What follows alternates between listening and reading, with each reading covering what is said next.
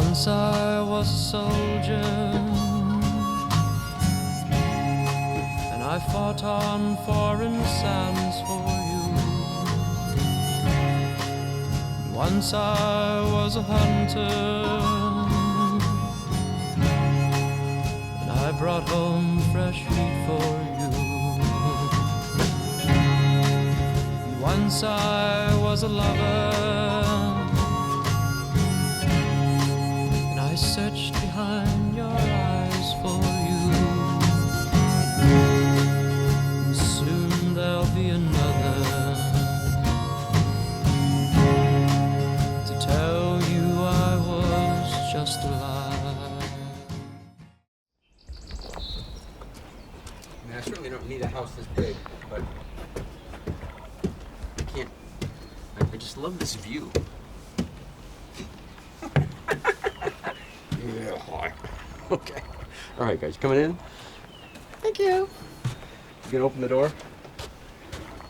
Yeah, that's pretty good. Okay. All right. Not bad. Okay, guys.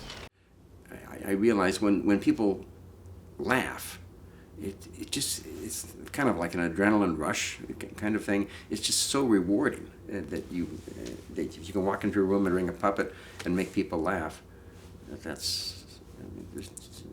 It doesn't get better than that. There's nothing more fun. Who are you? I'm Kevin Driscoll. What do you do? I'm a ventriloquist. You know me. What? I'm a ventriloquist. Oh yeah, so you just talk. Yeah, that's pretty much right. I always loved ventriloquism. I always loved the just the whole concept of it and what I would see on TV. Again, this was in the 1950s when ventriloquism was a big thing. And when I first got into this, I found out what the cost of puppets would be, and it's some puppets are it's $10,000, even $20,000. One was $27,000, so they get very expensive. I thought, well, I don't know if I can afford that or not. So I went on eBay, and I found Jerry. This isn't. This has to go under. Like that. Okay. Like that. Okay. Straighten my tie. Like that. We always dress alike. So that's when I first found him, and I would take him to open mics. Hi. Whoa. I want to sing a song. Jerry, I did go to Berkeley. I know a few things about music. I have a couple degrees. Degrees. I heard about those degrees. More degrees than a thermometer. You mean more degrees than a thermometer? Yeah, and you know what you can do with that? This is Framingham Cable. This is not HBO. I know. You're not that good. I didn't know really anything about comedy, but what I did know is that comedy is very subjective, and what's funny to one person may not be funny to another. And you can practice all day in front of a mirror with the technique of not moving your mouth, but if you can't help people laugh, then what's the point? Anybody can be a ventriloquist. You can all be a ventriloquist. All you have to do is open your mouth a little bit so the sound comes out, and you try to change it so it doesn't sound like you. So you open your mouth a little bit, and you can all say 1, 2, 3 without moving your lips. See my lips? 1, 2, 3. 1, 2, 3. And just change the sound of your voice. You can all do it. You can all be a ventriloquist. The more you do it, it's like anything else. Like when you first sit down at the piano, you don't sound like Chopin or Mozart, but it just takes practice, so you just keep practicing. Testing 1, 2, 3. 1, 2, 3.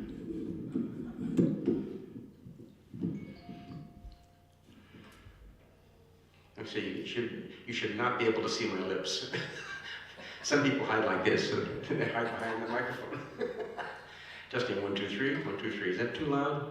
You try to have a personality for each of the different puppets. And you look at the puppet and see what would a talking dog sound like. I've never seen a talking dog, so you just make it up. Doug, you know why they're smiling? You know why some of them are laughing? Yeah, I'm naked. Yeah, you're naked? You're out. Doug, all dogs are naked. You're not. Doug, I'm not a dog. That's not what she said. Doug, no, come on, Doug. Squeaky clean, G-rated stuff. You can't do any of that stuff. Can I talk dirty? No, you can't talk dirty. everybody loves Doug the dog, you know, and the children will come up and pet him, and I tell them, Doug the talking dog will not bite children, he only bites mommies and daddies and teachers.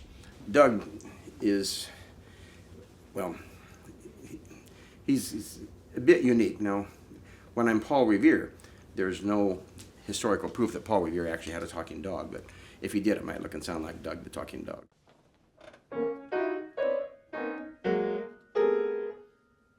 That's a song? Yeah, it's called, yeah, you know what it's called? When I play piano, my face hurts. That's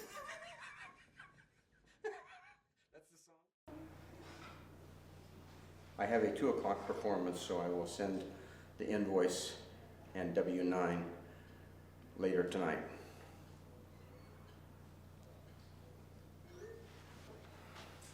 In case you didn't recognize me, I'm also Santa Claus. The hair is real, the beard is real. The only thing fake is my belly, but apparently I'm working on that.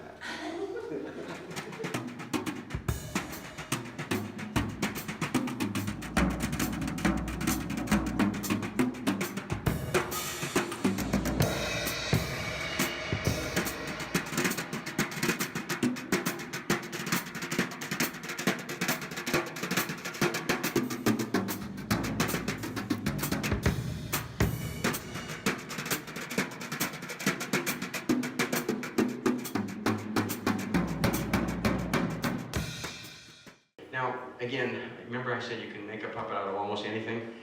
And we don't have to do this, but it always seems to work out great if I can get a male to volunteer. Well, I should ask first, has anybody ever been a human dummy?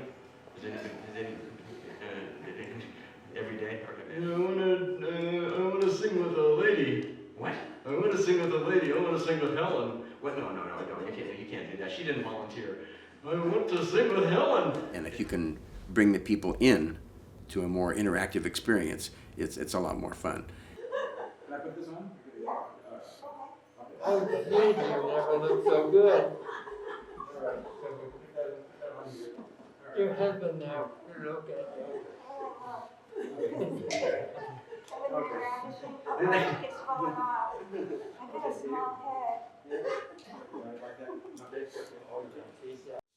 So you. You want a human dummy? Are you serious? Yeah, you want You would volunteer? Yeah. Oh, awesome! Very good. Okay, so this is so Matthew is going to volunteer. And all Okay. right, Matthew, can you put this on? Yes.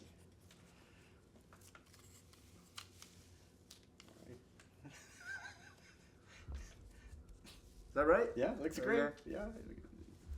Just getting it. All right. Yep. Okay. All right. So then, and then it's Matthew. You want to say?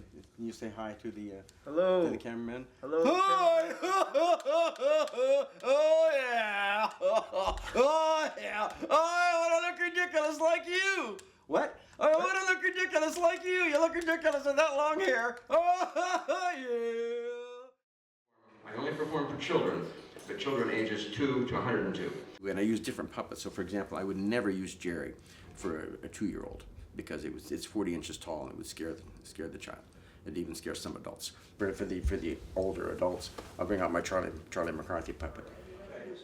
All right, Charlie, come on. Charlie. All right. Anybody remember this one? Some of you may have had them. My favorite memory was when one guy in the back of the room stood up and said, "Hey, that's Charlie McCarthy." And afterwards, the nurse came up to me and said, "Kevin, remember when Andrew stood up in the back of the room and said, 'Hey, that's Charlie McCarthy'?" And I said, "Yeah, actually, we get that a lot because, as you may know, first thing to go is short-term memory, but they remember things from their childhood." And she said, "No, Kevin, you don't understand. Andrew hasn't said or spoken a word in over 6 months.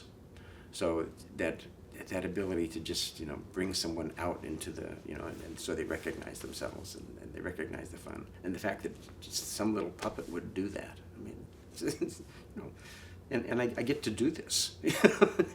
And people even pay me. I mean, it's amazing, So I have a lot of fun.